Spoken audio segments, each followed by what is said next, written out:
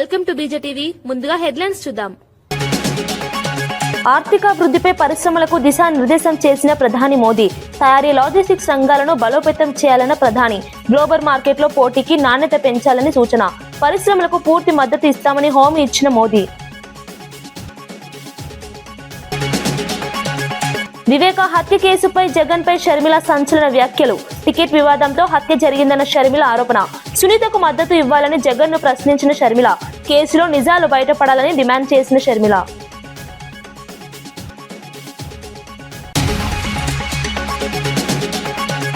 బీసీలకు హామీలపై కాంగ్రెస్ ను నిలదీసిన తలసాని యాదవ్. 42% రిజర్వేషన్లపై డ్రామా చేస్తున్నారన్న విమర్శ. బీసీలకు 1,00,000 కోట్ల బడ్జెట్ హామీ అమలు కాలేదన్న ఆరోపణ. రాబోయే బడ్జెట్ లో హామీలు అమలు చేయాలని డిమాండ్.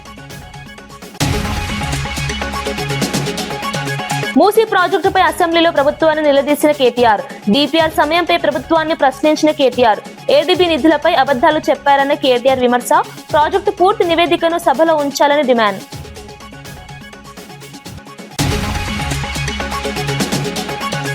మూసీ నది పునరుజ్జీవన ప్రాజెక్టుపై తెలంగాణ అసెంబ్లీలో కేటీఆర్ ప్రభుత్వాన్ని తీవ్రంగా ప్రశ్నించారు. గతంలో డిపిఆర్ తయారీకి 18 నెలలు పడుతుందని చెప్పి ఇప్పుడు 2 నెలల్లో పూర్తి చేశామని ఎలా చెబుతారని నిలదీశారు. ఏడీబీ నిధులు ఇవ్వలేదని స్పష్టం చేసినప్పటికీ ప్రభుత్వం అబద్ధాలు చెబుతోందని ఆరోపించారు. వివాదాస్పద కంపెనీకి పనులు అప్పగించడంపై అభ్యంతరం వ్యక్తం చేశారు.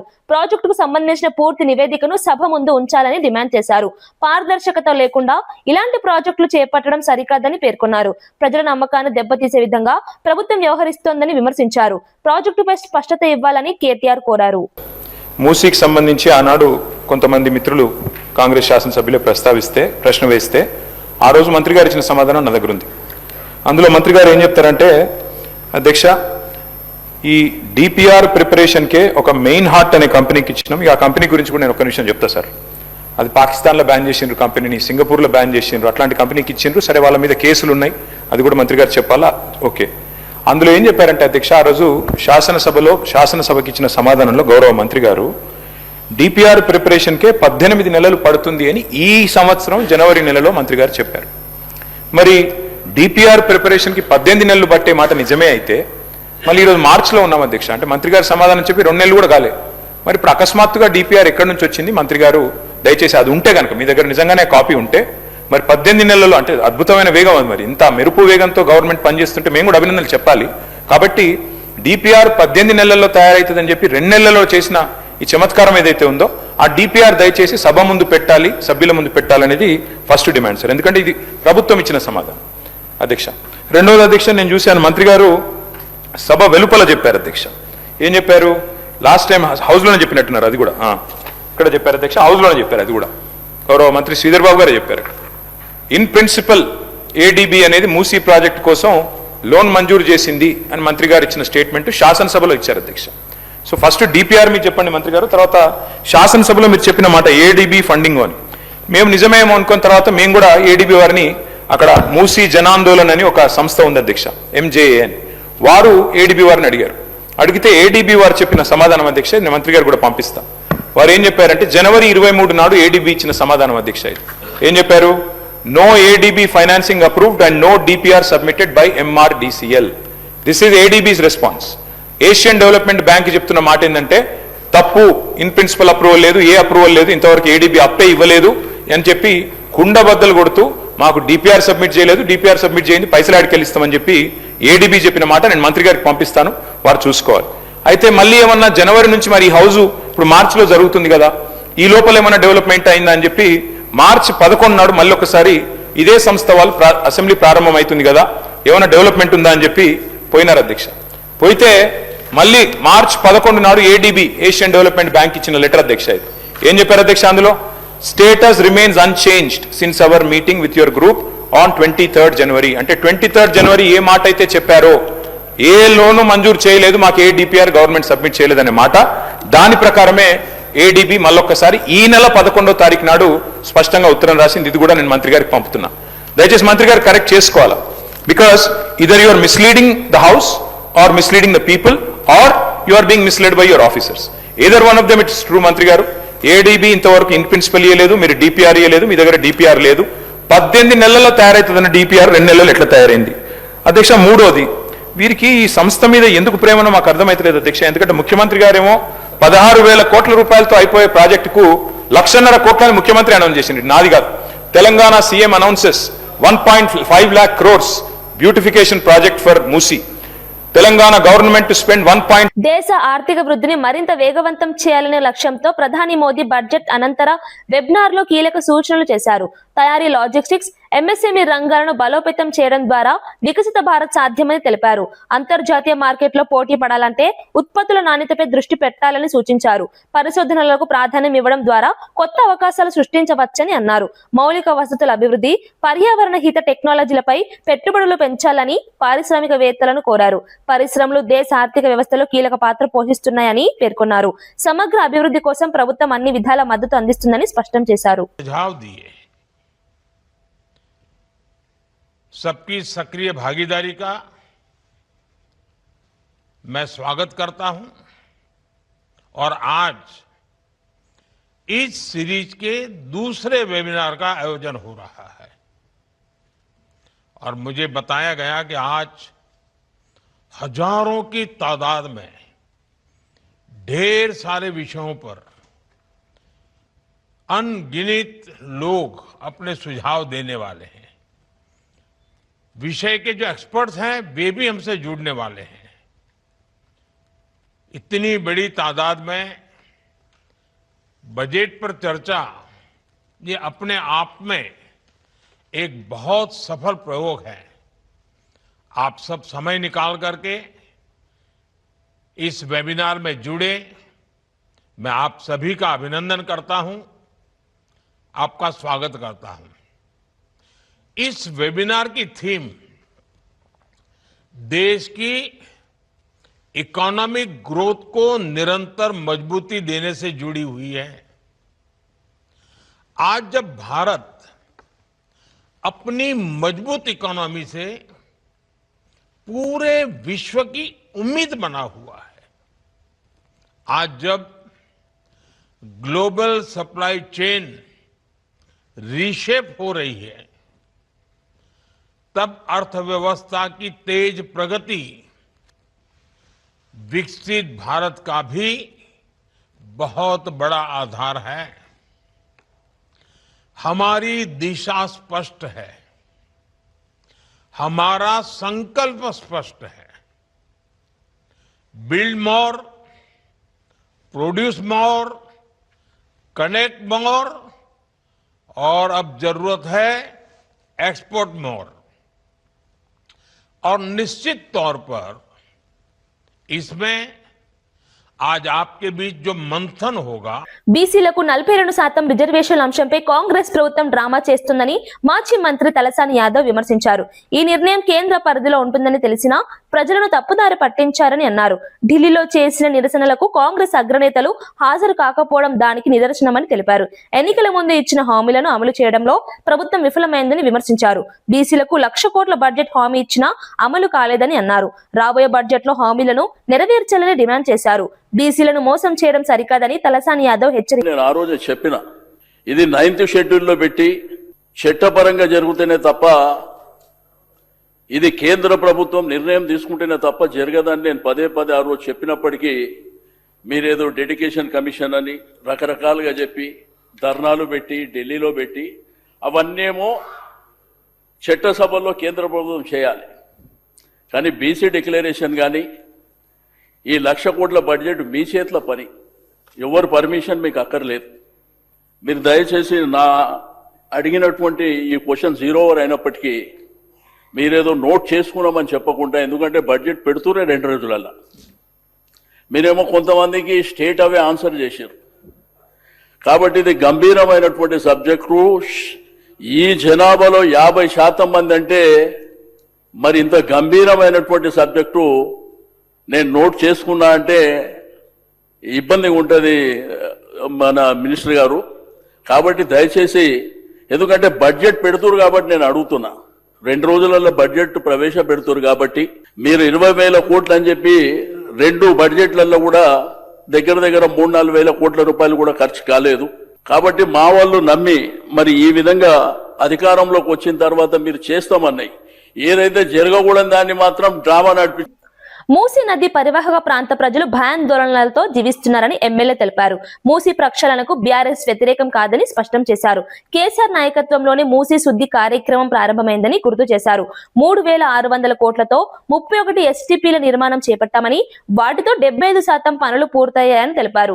మిగతా పనులను ప్రస్తుత ప్రభుత్వం పూర్తి చేయాలని సూచించారు. గతంలో ఒక్క ఇల్లు కూడా కూల్చకుండా ప్రక్షాళన చేపట్టామని చెప్పారు. ఇండ్లు కూల్చకుండా కూడా మూసీ శుద్ధి సాధ్యమేనని పేర్కొన్నారు. ప్రజల ఇళ్లను కాపాడుతూ అభివృద్ధి చేయాలని కోరారు. లేదు ఇదేనా వాళ్ళ పని అని చెప్పేసి అంటా ఉన్నారు. అధ్యక్ష, మూసీ నది ప్రక్షాళన ప్రారంభమైందే బీఆర్ఎస్ పార్టీ ఆధ్వర్యంలో మా కేసీఆర్ గారి నాయకత్వంలో అని చెప్పేసి ఈ సందర్భంగా మనం చేసుకుంటున్నాం. వైఎస్ఆర్ మూసీ నదిలో 3 స్థాయిలు ఉంటాయి అధ్యక్ష. ప్రక్షాళన చేస్తాం 3 స్థాయిలు ఉంటాయి అధ్యక్ష. మొదటి స్థాయి మూసీ నదిలోకి ప్రవహిస్తున్న హైదరాబాద్లో ఉన్న సివేజ్ వాటర్ అంతా కూడా వివిధ రకాలుగా వివిధ రూపాల్లో వివిధ ప్లేసెస్లో ఎస్టీపీలు పెట్టి శుద్ధి చేసి స్వచ్ఛమైన నీటిని మూసీ నదిలో వదిలే ప్రక్రియ మొదటి ప్రక్రియ అధ్యక్ష. ఆ మొదటి ప్రక్రియ 3,600 కోట్ల రూపాయలతోటి ఆ రోజు ముఖ్యమంత్రి గారు ప్రారంభించి 31 ఎస్టీపీల నిర్మాణం ఆ రోజు పెట్టింది అధ్యక్ష. దాని తర్వాత అవి 31 ఎస్టీపీలు దాదాపు 75% పూర్తి. సార్ షార్ట్ డిస్కషన్ పెట్టండి, అందులో కూడా పార్టిసిపేట్ చేస్తాం సార్. కానీ దీనికి క్వశ్చన్ కి సంబంధించిన వివరాలు చెప్పనియండి సార్ మమ్మల్ని. మాకు ఎప్పుడు సార్ మైకే అవకాశం ఇయ్యారు ఎట్లా సార్? నాకు అర్థం కాదు. క్వశ్చన్ కు పరిమితం కాండి. అవును సార్, క్వశ్చన్ దానికి సంబంధించిన వివరం చెప్తున్నాం కదా సార్. క్వశ్చన్ కే పరిమితం కాండి సార్. క్వశ్చన్ కే పరిమితం అవుతున్నాం సార్. మేమేమో ఈ పద్ధతులు చేసినాము. ఎక్కడ కూడా ఒక ఇల్లు సార్ ఇప్పుడు వారు చెప్పినట్టు సార్ అక్కడికి వెళ్ళి ఇక్కడి వరకు దాదాపు 11,000 స్ట్రక్చర్లు ఇవాళ బఫర్ జోన్లో ఐడెంటిఫై ఆ రోజు చేసి ఉంటుంది సార్. కానీ ఎక్కడ కూడా ఒక్క స్ట్రక్చర్ కూడా కూలగొడతాక మేము ముందుకు రాలేదు సార్. ఎందుకు రాలేదు అంటే నేను కేటీఆర్ గారు సబితా ఇంద్రారెడ్డి గారు ముగ్గురం కలిసిపోయి కేసీఆర్ గారికి విన్నవించినాం. సార్ ఇన్ని స్ట్రక్చర్స్ వస్తున్నాయి, మరి ఏం చేద్దామంటే ఇన్ని ఇండ్లు కూలగొట్టి మూసీ నది మనం అంతా అలా బాధ పెట్టి చేయాల్సిన అవసరం లేదు. ఇండ్లు కూలగొట్టకుండా ఏ విధంగా చేయగలుగుతారో ఇంకో ఫార్ములా తోటి మీరు రండి మా ముందుకు, అప్పుడు మనం దాన్ని టేకప్ చేద్దామని చెప్పడం వల్ల మేము ఇండ్లు కూలగొట్టకుండా ఏ విధంగా చేస్తారో ఒక 2 ఫార్ములాలు తయారు చేసే వరకే ఇంతలో ఎలక్షన్ నోటిఫికేషన్ వచ్చింది సార్. ఆ ఎలక్షన్ నోటిఫికేషన్ తర్వాత ప్రభుత్వం మారిపోయింది. ఈ ప్రభుత్వం కక్ష కట్టినట్టు ఇవాళ పేద ప్రజల మీద పడి వాళ్ళ ఇళ్లకు రెడ్ మార్కులు పెట్టి నిద్రాహారాలు లేకుండా చేసింది సార్. నిద్రాహారాలు లేరు, ఇవాళ మనుషులు నిద్రపోతలేరు, అన్నం పెట్టలేరు. ఎప్పుడు మా ఇండ్లు సార్ నేను 3 స్థాయిలు చెప్పిన సార్. మొదటి స్థాయిలో మూసీ నదిలోకి ప్రవహిస్తున్న డ్రైనేజ్ వాటర్ని అంతా కూడా ట్రీట్మెంట్ చేసి శుభ్రమైన వాటర్ని మూసీ నదిలోకి వదలాలి సార్. రెండవ స్థాయిలో మూసీలో పేరుకుపోయిన ఒండ్రు మట్టి ఒక 50-60 సంవత్సరాల నుంచి ఇండస్ట్రియల్ సెడిమెంట్స్ అంతా కూడా కాలుష్య కారకాలు అంతా కూడా పేరుకపోయినాయి. వాటిని అన్నింటినీ కూడా తీసి మరి పొల్యూషన్ కంట్రోల్ బోర్డు నామ్స్ ప్రకారం సైడ్కి వేసేసి 2 సైడ్ల రోడ్డు డెవలప్ చేసి నీరు నిరంతరం ప్రవహించే విధంగా చేయాలన్న వివేకానంద రెడ్డి హత్య కేసుపై ఏపీసీసీ చీఫ్ షర్మిల సంచలన వ్యాఖ్యలు చేశారు. టికెట్ విషయంలో వివేకానంద అడ్డుగా ఉన్నారని భావించి ఆయన్ను హత్య చేశారని ఆరోపించారు. సునీత భర్తే హత్యకు కారణమని తప్పుడు ప్రచారం జరుగుతోందని మండిపడ్డారు. నిజం కోసం పోరాడుతున్న సునీతకు మద్దతు ఇవ్వకుండా నిందితుల పక్షాన నిలవడం తప్పు అని జగన్ను ప్రశ్నించారు. తనకు ప్రాణహాని ఉన్నా న్యాయం కోసం పోరాడుతున్నారని తెలిపారు. బాధితుల పక్షాన నిలబడాల్సిన బాధ్యత రాజకీయ నాయకులపై ఉందన్నారు. ఈ కేసులో నిజాలు బయటపడాలని డిమాండ్ చేశారు. ఈయన వివేకానంద రెడ్డికి బావుమరిది అవుతారు, బంధువులను చేసుకున్నారు కాబట్టి చిన్నప్పటి నుంచి పరిచయం ఉంది, చాలా సన్నిహితంగా ఉండేవాళ్ళు. సునీత కంటే కూడా రాజశేఖర్ మామనే ఎక్కువ ప్రాక్సిమిటీ, ఎక్కువ క్లోజ్నెస్ ఉండేది. ప్రాబబ్లీ సునీత కంటే కూడా ఎక్కువ రాజశేఖర్ మామే చిన్నానని ప్రేమించాడేమో, అంత బాగా అంత సన్నిహితంగా ఉండేవాళ్ళు. అలాంటిది సునీత భర్తే ఎందుకు చంపుండకూడదు అని నిన్న మాట్లాడడం జరిగింది. ఇక్కడ గుర్తుపెట్టుకోవాల్సిన విషయం ఏమిటి అంటే హత్య జరిగిన రోజున 7 గంటల నుంచి వివేకానందరెడ్డి ఇది గుండెపోటు అని ప్రచారం చేసింది సాక్షి, అంటే జగన్మోహన్ రెడ్డి గారు. ఆ తర్వాత హత్యా ప్రదేశానికి వచ్చి ఇది గుండెపోటు కాదు హత్య అని చెప్పింది జగన్మోహన్ రెడ్డి గారు. ఆ తర్వాత ఇది తెలుగుదేశం వాళ్ళు చేపించింది అని చెప్పింది జగన్మోహన్ రెడ్డి గారు. సిబిఐ ఎంక్వైరీ కావాలి అని కోరింది జగన్మోహన్ రెడ్డి గారు. ఆ తర్వాత ముఖ్యమంత్రి అయ్యింది జగన్మోహన్ రెడ్డి గారు. ఆ తర్వాత సిబిఐ ఎంక్వైరీ అవసరం లేదు అని చెప్పింది జగన్మోహన్ రెడ్డి గారు. నేను వేసే సిట్టు సరిపోతుంది అని చెప్పింది జగన్మోహన్ రెడ్డి గారు.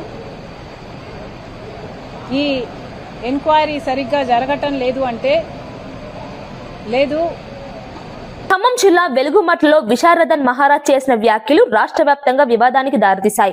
కమ్మ కులాన్ని ఉద్దేశించి మాట్లాడిన వ్యాఖ్యలపై తెలంగాణ కమ్మ సేవా సమితి తీవ్ర ఆగ్రహం వ్యక్తం చేసింది.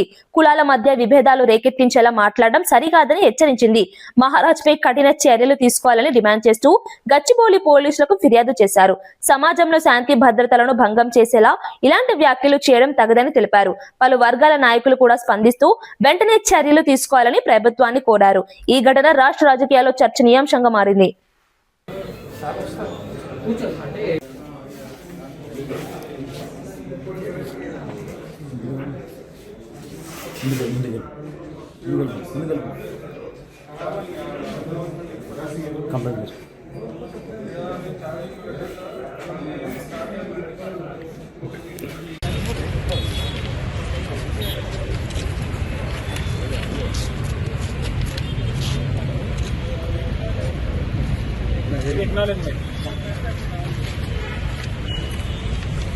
రాజేంద్రనగర్ పరిధిలో గ్యాస్ మాఫియాపై సివిల్ సప్లై అధికారులు దాడులు నిర్వహించారు. బండ్లగూడ జాగిర్ ప్రాంతంలో గృహ వినియోగ సిలిండర్ల నుంచి గ్యాస్ ను కమర్షియల్ సిలిండర్లలోకి అక్రమంగా నింపుతున్న గ్యాంగ్ ను పట్టుకున్నారు. ఈ దాడుల్లో 104 డొమెస్టిక్ సిలిండర్లు, 58 కమర్షియల్ సిలిండర్లు, 50 చిన్న సిలిండర్లు స్వాధీనం చేసుకున్నారు. ఈ ఘటనపై ముగ్గురుపై కేసులు నమోదు చేశారు. అక్రమ గ్యాస్ వ్యాపారపై కఠిన చర్యలు తీసుకుంటామని అధికారులు హెచ్చరించారు. ప్రజలు ఇలాంటి కార్యకలాపాలు గమనిస్తే వెంటనే సమాచారం ఇవ్వాలని కోరారు.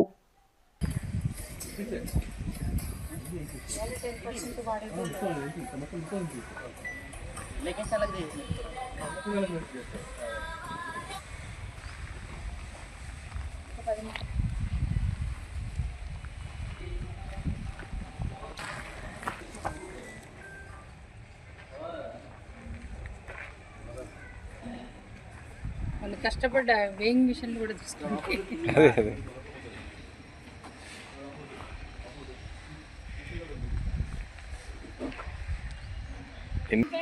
అసలు కరెక్ట్ కాదు. ఎవరు తయారు చేస్తాడో ఏమో పెద్ద పెంట.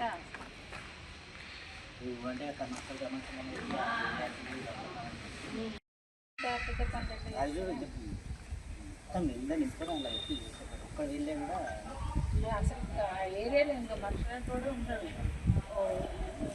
500-600 కిలోమీటర్ల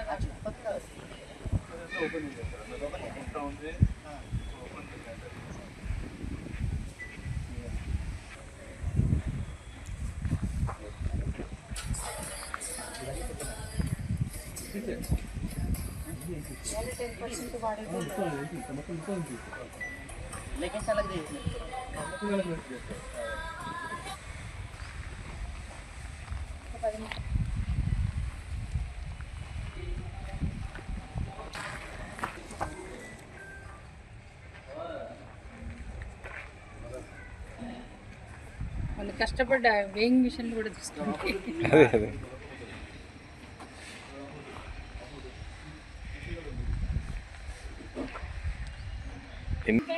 అసలు కరెక్ట్ కాదు. ఎవరు తయారు చేస్తాడో ఏమో పెద్ద పెంట.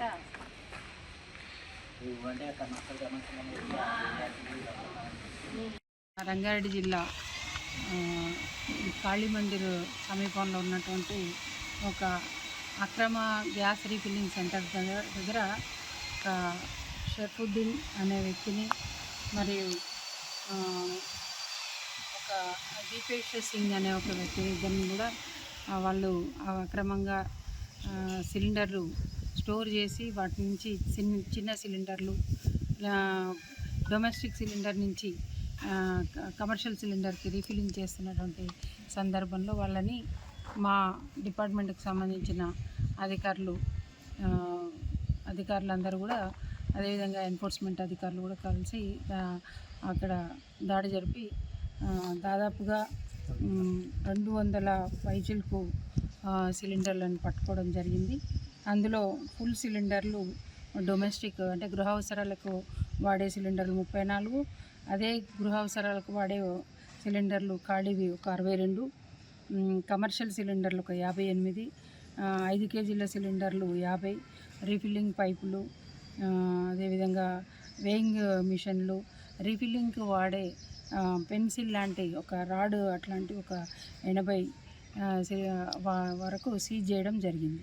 ఇవన్నీ కూడా ఇక్కడ మాకు దగ్గరలో ఉన్నటువంటి బిఎంఆర్ ఏజెన్సీకి అప్పగించడం జరిగింది.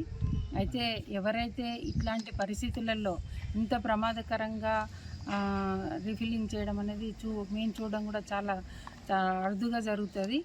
ఎవరో 2-3 సిలిండర్లతో దొరికిన సందర్భాలున్నా కానీ ఇంత పెద్ద ఎత్తున సిలిండర్లు స్టోర్ చేయడం అనేది ఒక ప్రైవేటు వ్యక్తులు ఒక గ్యాస్ గోదాం లాగా మెయింటైన్ చేయడం అనేది చాలా ప్రమాదకరమైనటువంటి విషయము.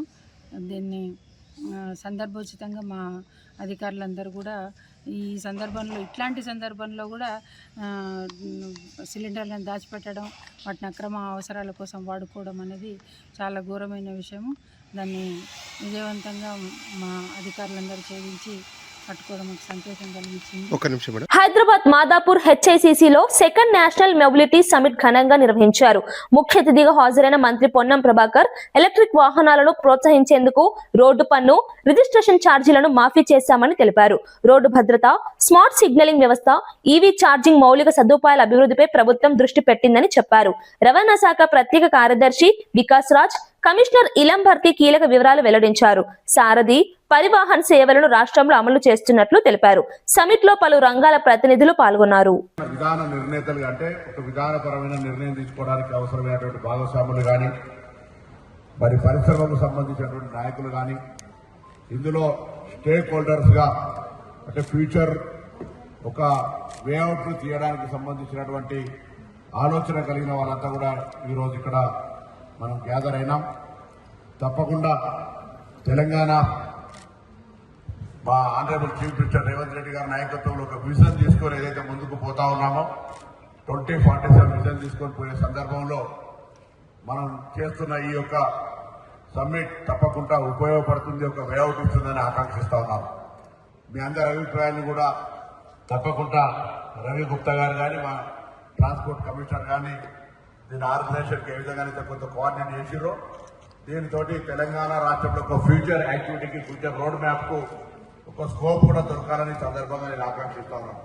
ఎందుకంటే టెక్నో మీడియా ఇతర భాగస్వామ్య సంస్థలందరినీ కూడా నేను ఈ సందర్భంగా అభినందిస్తూ, మరి మీరు ఇచ్చేటువంటి ఒక అమూల్యమైనటువంటి సూచనలు తప్పకుండా మరి రాబోయే కాలంలో పట్టణాభివృద్ధికి సంబంధించిన విషయాల్లో కూడా మొబిలిటీ మొన్న 2047 విజన్ లో కూడా మరి కాన్ఫరెన్స్ చేసుకున్నప్పుడు ప్రపంచ దేశాల నుంచి వచ్చిన వాళ్ళందరితో కూడా తెలంగాణ ప్రభుత్వం ఒక విజన్ డాక్యుమెంట్ ఇచ్చింది.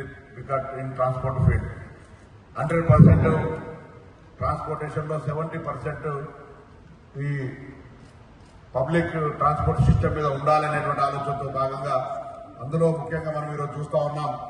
ఢిల్లీ లాంటి నగరాల లోపల గౌరవ రాష్ట్రపతి గారు నివసిస్తూ, గౌరవ ప్రధానమంత్రి గారు నివసించే ప్రాంతంలో కూడా మరి అక్కడ ఉన్నటువంటి పొల్యూషన్ రేట్లు చూస్తూ చాలా మంది ఇబ్బందికర పడే పరిస్థితులలో హైదరాబాద్ తెలంగాణ ప్రభుత్వం ముందుగానే కొంత జాగ్రత్తగా మొత్తం ఈవీ పాలసీ తీసుకొచ్చి 2026 వరకు కంప్లీట్ గా ట్యాక్స్ ఎగ్జెంప్షన్, రిజిస్ట్రేషన్ ఎగ్జెంప్షన్ ఇచ్చి దాదాపు ఇప్పటికి ఒక 1000 కోట్లు తెలంగాణ ప్రభుత్వానికి ఆర్థికంగా నష్టం వచ్చినప్పటికీ కూడా దాదాపు 1,55,000 వాహనాలను అమ్మే విధంగా పర్సెంటేజ్ రేషియోను అన్ని దేశంలో అన్ని రాష్ట్రాల కంటే వేగంగా అభివృద్ధి అయ్యే ఈవీ వెహికల్స్ సంబంధించినటువంటి రాజ్యాంగం మనం తీసుకొని పోతా ఉన్నాం. అంతేగాక హైదరాబాద్ క్యూర్ ఏరియా లోపల కంప్లీట్ గా ఈవీ తీసుకురావాలని ఈ మధ్య పీఎం ఈ డ్రైవ్ కింద వచ్చినటువంటి 2,800 బస్సులకు సంబంధించి కూడా అంగీకారం జరుపుకొని భవిష్యత్తులో హైదరాబాద్ క్యూర్ ఏరియాలో కంప్లీట్ గా ఈవీ బస్సులు తీసుకోవాలని, ఇటీవలనే రాష్ట్ర ప్రభుత్వం హైదరాబాద్ క్యూర్ ఏరియా లోపల ఉన్నటువంటి ఆటోలన్నీ కూడా అవసరమైతే రెట్రోఫిట్ చేసి కూడా వాటన్నిటికీ గవర్నమెంట్ హెల్ప్ చేసి వాళ్ళందరి యొక్క ఆటోలు ఎక్కడ కూడా ఎల్పీ మార్పుకు సహకరించే విధంగా మనం ఏదో బలవంతంగా కాకుండా ప్రకృతిని కాపాడడానికి భాగస్వాములు చేసే విషయం లోపల వాళ్ళందరినీ కూడా మరొక మార్గదర్శకత్వం చేస్తా ఉన్నారు గౌరవ ముఖ్యమంత్రి గారు. అంతేకాదు ఈరోజు రోడ్ సేఫ్టీకి సంబంధించి కానీ ఈ మొబిలిటీలో ఏ కోణం నుంచి ఏ ఆలోచన కొద్ది మారుతున్నటువంటి ఏ టెక్నాలజీని ఉపయోగించుకొని కూడా అన్ని రకాలుగా మరి వ్యవస్థీకృతంగా ఎదగడానికి పెరుగుతున్నటువంటి నగరాల అభివృద్ధిని దృష్టిలో పెట్టుకొని మనం ఇవన్నీ కూడా సమకూర్చుకోకపోతే భవిష్యత్ తరంలో చాలా ఇబ్బందికరమైనటువంటి పరిస్థితి వస్తుంది. కాబట్టి ఈరోజు హైదరాబాద్లో మెట్రో ఎక్స్పెన్షన్ కావచ్చు, లేకపోతే ఇంకా డిఫరెంట్ ఆలోచనలతోటి మరి కాన్సెప్ట్ తోటి పోతా ఉన్నాం. తప్పకుండా మహానగరాల్లో హైదరాబాద్ కూడా ఒకటి. మొత్తంగా ఇప్పుడు తెలంగాణ బడ్జెట్ లో విద్యా రంగానికి తగిన నిధులు కేటాయించలేదని ఏబీవీపీ నేతలు విమర్శించారు. ఇతర రాష్ట్రాలు 15% వరకు నిధులు కేటాయిస్తుంటే తెలంగాణలో కేవలం 7% మాత్రమే కేటాయించడం అన్యాయమని అన్నారు. ఫీజు రియంబర్స్మెంట్ పథకాన్ని తగ్గించే ప్రయత్నాలు జరుగుతున్నాయని ఆరోపించారు. విశ్వవిద్యాలయాల్లో మౌలిక వసతులు లేక విద్యార్థులు ఇబ్బందులు పడుతున్నారని తెలిపారు. జేఎన్టీ అభివృద్ధికి కనీసం 600 కోట్లు కేటాయించాలని డిమాండ్ చేశారు. విద్యార్థుల భవిష్యత్తు దృష్ట్యా ప్రభుత్వం వెంటనే చర్యలు తీసుకోవాలని కోరారు. విద్యారంగాన్ని నిర్లక్ష్యం చేయడం రాష్ట్ర అభివృద్ధికి ఆటంకమని పేర్కొన్నారు. ఈ రాష్ట్రంలో ఉన్నటువంటి మిగతా అంశాల మీద ఫోకస్ చేస్తూ డైవర్షన్ పాలిటిక్స్ చేసేటువంటి సంస్కృతికి ఒడగట్టింది ఈ రేవంత్ రెడ్డి నాయకత్వంలోని కాంగ్రెస్ ప్రభుత్వము. ప్రజాప్రభుత్వం వచ్చిన తర్వాత విద్యారంగం యొక్క స్థితిగతులు మారిపోతాయి, విద్యారంగానికి ఎక్కువ నిధులు కేటాయిస్తామని చెప్పినటువంటి ఈ రేవంత్ రెడ్డి గారు స్వయంగా ఈ రాష్ట్రానికి విద్యాశాఖ మంత్రిగా ఉండుకుంటూ కూడా ఈశాన్య రాష్ట్రాల్లో ఒకవైపు 14-15% వల్ల బడ్జెట్లో విద్యారంగానికి కేటాయిస్తుంటే స్వయంగా విద్యాశాఖ మంత్రిగా ఉన్నప్పటికీ కూడా 3 లక్షల పైసలకు బడ్జెట్ ప్రవేశపెడుతున్నప్పటికీ కూడా కేవలం 7% పట్టుమని 10% కూడా నిధులు కేటాయించట్లేదంటే రాష్ట్రం వచ్చి దశాబ్ద కాలం పూర్తవుతున్న నీళ్లు నిధులు నియామకాలు అనే ఒక ఉద్యమాన్ని మనము ప్రారంభిస్తే ఎక్కడైతే విద్యకు పెద్దపీట నేయాల్సిన ఈ తెలంగాణ రాష్ట్రంలో ఇప్పటి వరకు గత 10 సంవత్సరాల పాలనలో ఇప్పటి వరకు విద్యకు పెద్దపీట వేయలేదు. ఇప్పుడు గడుస్తున్న 2 బడ్జెట్లను ప్రవేశపెట్టి ఇప్పుడు 3వ బడ్జెట్ ప్రవేశపెట్టనున్న ఈ రేవంత్ రెడ్డి సర్కార్ కూడా విద్యకు పెద్దపీటనిస్తలేదు. పరిశోధనలకు కేంద్ర బిందుగా ఉండాల్సిన విశ్వవిద్యాలయాల్లో కనీస మౌలిక వసతులను కల్పించలేకపోతున్నది ఈ రేవంత్ సర్కార్. ఏదైతే మొన్న 1000 కోట్లు ఇస్తున్నానని ఉస్మానియా యూనివర్సిటీకి వెళ్ళారో 100 సంవత్సరాల చరిత్ర గల ఉస్మానియా యూనివర్సిటీకి 1000 కోట్లు ఎలా అయితే ఇస్తా అన్నారో అదే 60 సంవత్సరాల చరిత్ర గల మా జేఎన్టీయూకు కనీసం 600 కోట్లైనా నువ్వు ఇవ్వాలి. ఏదైతే నిన్నగాక మొన్న మనం చూస్తూ ఉంటే ఆకునూరు మురళి ఒక కన్ఫర్డ్ ఐఏఎస్ అధికారి విద్యా కమిషన్ పేరుతోటి ఈ రాష్ట్రంలో ఉన్నటువంటి పేద బడుగు బలహీన వర్గాల విద్యార్థులకు ఆశాజ్యోతిగా ఉన్న ఫీజు రియంబర్స్మెంట్ను తుంగలోకి దొక్కాలని నువ్వు ఏదైతే నువ్వు ఆలోచన నీ సూచనను. వార్తలు ముగించే ముందు ముఖ్యాంశాలు మరోసారి. ఆర్థికాభివృద్ధిపై పరిశ్రమలకు దిశానిర్దేశం చేసిన ప్రధాని మోదీ. తయారీ లాజిస్టిక్స్ రంగాలను బలోపేతం చేయాలన్న ప్రధాని. గ్లోబల్ మార్కెట్లో పోటీకి నాణ్యత పెంచాలని సూచన. పరిశ్రమలకు పూర్తి మద్దతు ఇస్తామని హామీ ఇచ్చిన మోదీ. వివేక హత్య కేసుపై జగన్ పై షర్మిల సంచలన వ్యాఖ్యలు. టికెట్ వివాదంతో హత్య జరిగిందన్న షర్మిల ఆరోపణ. సునీతకు మద్దతు ఇవ్వాలని జగన్ ను ప్రశ్నించిన షర్మిల. కేసులో నిజాలు బయటపడాలని డిమాండ్ చేసిన షర్మిల.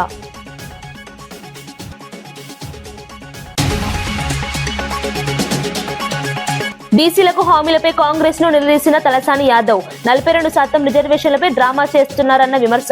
బీసీలకు 1,00,000 కోట్ల బడ్జెట్ హామీ అమలు కాలేదన్న ఆరోపణ. రాబోయే బడ్జెట్ లో హామీలు అమలు చేయాలని డిమాండ్. మూసీ ప్రాజెక్టుపై అసెంబ్లీలో ప్రభుత్వాన్ని నిలదీసిన కేటీఆర్. డిపిఆర్ సమయంపై ప్రభుత్వాన్ని ప్రశ్నించిన కేటీఆర్. ఏడీబీ నిధులపై అబద్ధాలు చెప్పారన్న కేటీఆర్ విమర్శ. ప్రాజెక్టు పూర్తి నివేదికను సభలో ఉంచాలని డిమాండ్.